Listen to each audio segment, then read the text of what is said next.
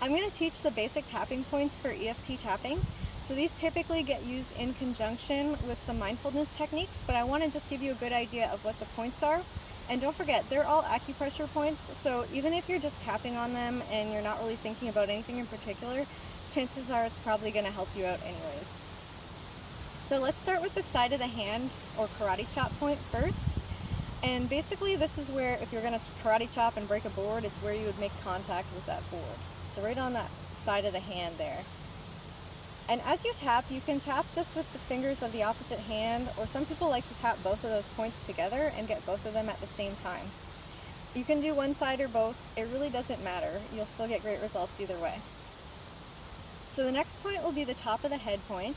And so if you imagine that you're a marionette puppet and you're being pulled up by a string from the center of your head, that's where we're aiming for with this one. This is a great point because there's a lot of different meridian lines that meet there. And again, you can tap with one hand or you can tap with both. Doesn't matter. So from here, we'll go to the eyebrow point, and you've got one of those on each side, right where the end of the eyebrow is. So right here and here. And again, you can tap on one side or both. The next point we'll go to is the side of the eye point. So if you find the corner of your eye and feel where that bone is right beside it, that's where we're aiming for. And again, there's one on both sides. Next we'll go under the eye. So to find that point, just follow that bone around until you're directly under the pupils if you're looking straight ahead.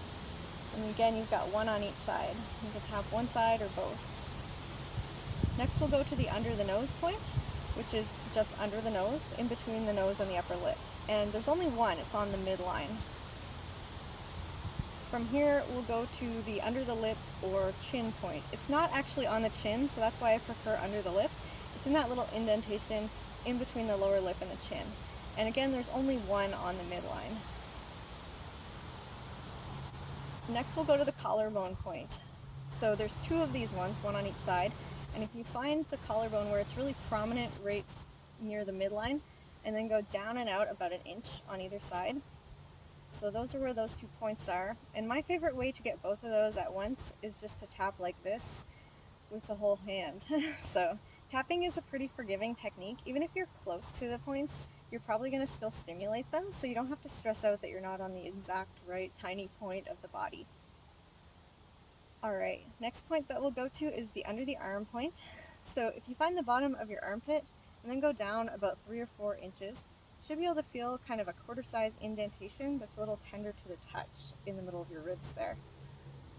And that's how you know you're at the right point. Even if you don't feel that though, if you get around that same level and tap with your whole hand, you'll definitely be hitting it anyways. So some people like to tap on the same side like this, kind of like a monkey. And some people like to do the little bear hug and give themselves a hug.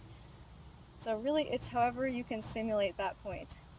So one of the common questions that I get as people go through these points is, how many times do you have to tap on each point? Really, they say about 5 to 7 times will stimulate that point, so it's not a lot that you need. If it does feel really good to tap on it, you can always tap on it a little bit longer though. It's not going to hurt anything to do that. The other thing to keep in mind is if you go out of sequence a little bit or you forget a point, just keep on going. This technique is super forgiving, and that's one of the things I love about it. So if you tap through this video a few more times, you'll start to get really familiar with the points and the sequence that they go in.